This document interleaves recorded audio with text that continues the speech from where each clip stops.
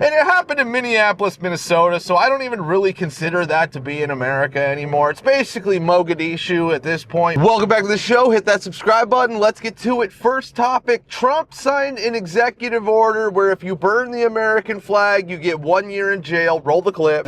Lastly, sir, this is an executive order on flag burning. It charges your attorney general. Would you listen to this? This is very important. Flag burning. All over the country, they're burning flags. All over the world, they burn the American flag. And as you know, through a very sad court, I guess it was a 5-4 decision, they called it freedom of speech. But there's another reason, which is perhaps much more important. It's called death. Because what happens when you burn a flag is the area goes crazy. If you have hundreds of people, they go crazy. You could do other things. You can burn this piece of paper. You can, but when you burn the American flag, it incites riots at levels that we've never seen before. People go crazy. In a way, both ways. There are some that are going crazy for doing it. There are others that are angry about them doing it. Do you want to discuss that? Sure. So what the executive order does, sir, it charges your Department of Justice with investigating instances of flag burning, and then where there's evidence of criminal activity, where prosecution wouldn't fall afoul of the First Amendment, and instructs the Department of Justice to prosecute those who are engaged in these instances of flag burning. And what the penalty is going to be, if you burn a flag, you get 1 year in jail. No early exits, no nothing. You get 1 year in jail. If you burn a flag, you get, and what it does is incite to riot. I hope they use that language, by the way. Did they? Yeah, incitement is. Incite to riot. And you burn a flag, you get 1 year in jail. You don't get 10 years, you don't get 1 month. You get 1 year in jail, and it goes on your record. And you will see flag burning stopping immediately, just like when I signed the Statute and Monument Act. 10 years in jail if you hurt any of our beautiful monuments. Everybody left town. They were gone. Now, this is a tricky one because apparently the Supreme Court did rule back in the 80s that burning the American flag is protected under free speech. Go ahead and let me know if you think it should be protected under free speech. You are kind of making a political statement by burning the flag, but then also should the flag be protected so that you can't do it? And, you know, it's the symbol of America, so you can't desecrate it whatsoever by doing anything, including burning it. You know, I am all for that. I think that, you know, you should not be able to burn the American flag. I get it if you want to say you're protesting, blah, blah, blah. Yes, you have some sort of like a legitimate argument there, apparently. But yeah, especially in this regard where Trump is claiming that in a situation where people are rioting, basically, that when you burn the flag, it does create violence. It incites riots, you know, because people do go crazy when they see the American flag getting burned, you know, on both ways. People love it and people hate it and people want to stop it. So, I mean, it is a tricky thing, I will say, and, you know, if the Supreme Court did rule it's protected under free speech, you know, that was back when hopefully the Supreme Court wasn't just a woke joke like it is now, and like a couple of the members will just do whatever Trump doesn't want to do, you know, so yeah, it is a tricky one, but good for Trump for basically making it so that the flag should be protected and that just, you know, people can't just come into our country and start burning our flag and, you know, protesting things that they shouldn't even be here in the first place, right? But all right, let's get to the next topic here. So the Chicago mayor, Brandon Johnson, is claiming that prosecuting crime is racist, unholy, and doesn't lower violent crime. Go ahead, roll the clip. We cannot incarcerate our way out of violence. We've already tried that. And we've ended up with the largest prison population in the world without solving the problems of crime and violence. The addiction on jails and incarceration in this country, we have moved past that. It is racist, it is immoral, it is unholy, and it is not the way to drive violence down. We cannot return to the same failed strategies that got us here in the first place. Under the previous presidential administration, we requested more federal resources to address gun violence in our city. We continue to make that same call. We have made significant progress on our own, but there is so much more that we can do if we had real support from the federal government. Is this guy just the biggest joke of a mayor of all time or what? Just know that whenever a politician, mayor, governor says it's racist to prosecute crime, that they know exactly what the crime numbers are in their state or their city, and they know that black people are committing the majority of the crime, right? So they have to come out and say that it's racist. Do you think if white people were causing the majority of the crimes in a city that they would call prosecuting crime racist? No, but this guy knows he's got to go out and protect his black brothers out there, because I'm sure that's what he's calling them.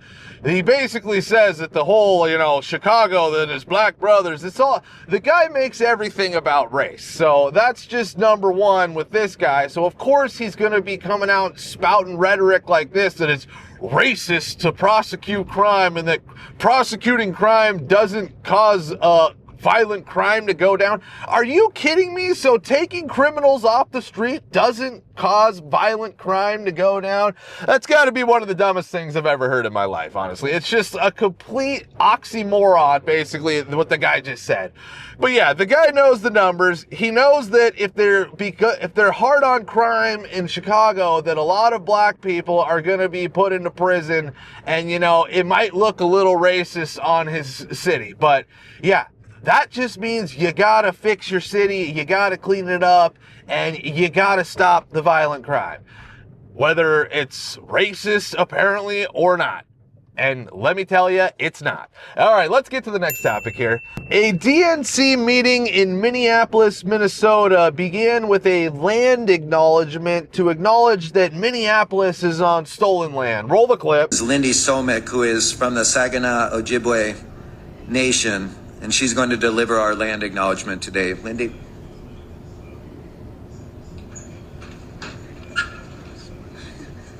Bonjour, Lindy Somek, Nindichnikaz, Amek Dodam, Saginaw Chippewa Dojaba, Anishinaabe Kwe and Dow. Good morning, DNC members, friends, and relatives. Let's talk about the land for a second. The DNC acknowledges and honors the Dakota Oyate, the Dakota people, who are the original stewards of the lands and waters of Minneapolis. The Dakota cared for the lands, lakes, and the Wapatonka, the Great River, the Mississippi River, for thousands of years before colonization. This land was not claimed or traded. It's a part of a history of broken treaties and promises. And in many ways, we still live in a system built to suppress Indigenous peoples' cultural and spiritual history. As Democrats, So wait a minute, we're doing land acknowledgements now? I saw this happening in Canada and thought to myself, like, wow, that is the dumbest thing I have ever seen. Because what does it do, right? You send somebody up there to say that, oh, we're basically racist and we're on stolen land right now. Does that make the Native Americans happier? Or do you think it kind of pisses them off hearing every time, a white person or whoever goes up and talks and addresses a crowd having to say that, yep, we stole your land, we did it, yeah, we did it, it's ours now, but we stole it, we acknowledge that you were here before us, but yeah, we just basically want to bring up that we stole your land, it accomplishes absolutely nothing, and it just creates a divide because people see it and they're like, yeah, we're not doing that. We didn't steal the land. We're just living. We weren't the ones who stole any land. It's just so wild. I expected it in Canada. When I saw it in Canada, like, yeah, okay, that's a very Canadian thing to do. But here in America, we're doing this crap. And it happened in Minneapolis, Minnesota. So I don't even really consider that to be in America anymore. It's basically Mogadishu at this point, Minneapolis. So, I mean, I don't really care if I see something like this happening in Minneapolis. If it starts happening elsewhere in, red states, red cities, then I'm going to be worried. But it's just sickening that it's happening in America to begin with, right? It accomplishes nothing. Why don't you woke people go do some acknowledgments of, yeah, we completely just took away the Redskins logo and Aunt Jemima and Uncle Ben. Why don't you acknowledge the fact that you completely canceled those people, right? Or those logos or whatever the hell, right? It's just like they get to decide what's like acceptable nowadays. Like, oh, white liberal women get to decide if we gotta say a land acknowledgement, but we can't have an Indian guy on an NFL helmet because that's racist. You know, it's like, it's so funny when an Indian Native American is on an NFL helmet being represented as, like, you know, a strong warrior, what you would want as an NFL team to be represented with a strong logo and just brand. Now all of a sudden that's racist, right? But all right, let's get to the next topic. Liberals have reached a new low. They are singing for the release of the MS-13 gang member Kilmar Abrego Garcia. Roll the clip. Kilmar is our neighbor. You can't have him, Trump. No! Kilmar is our neighbor. You can't have him, Trump. Yeah, just when you think the liberal Democrats have reached an all-time low and hit rock bottom, they go out and do a thing like this. Do you think they even realize that they're out there protesting for an MS-13 gang member who allegedly trafficked people? Like, who does that? Are you going to go out there and stick your neck out, put your neck out on the line and, you know, say like, oh no, that guy's great. He's a great guy. Yeah, I don't think you're going to do that with this guy because you're not an absolute psycho like these people who just can't I guess decipher who's like a good person and who's not a good person these days. It's just wild that, like, this is the world we're living in, where we have people out there dancing and singing on the streets to get a violent gang member released and, like, just set free in their communities. Like, why don't they just go out there and if they want to release Kilmar Abrego Garcia, yeah, you let him stay in your house. We'll release him to you. He'll be in your custody. And then if he leaves your house, then you get arrested. How about that? If you want him here so bad, you get to have him live in your house. He's got to stay in your house, some sort of, like, you know, house arrest in your house. He can do whatever he wants in your house, but once he leaves, you get arrested. You think they're going to go for that? I don't think so, because these people really don't care about anything. They just care about, you know, whatever the woke thing is at the moment, and getting this guy released for some reason is the woke thing. But all right, that's it for today. Be sure to like, subscribe, and we'll be seeing you.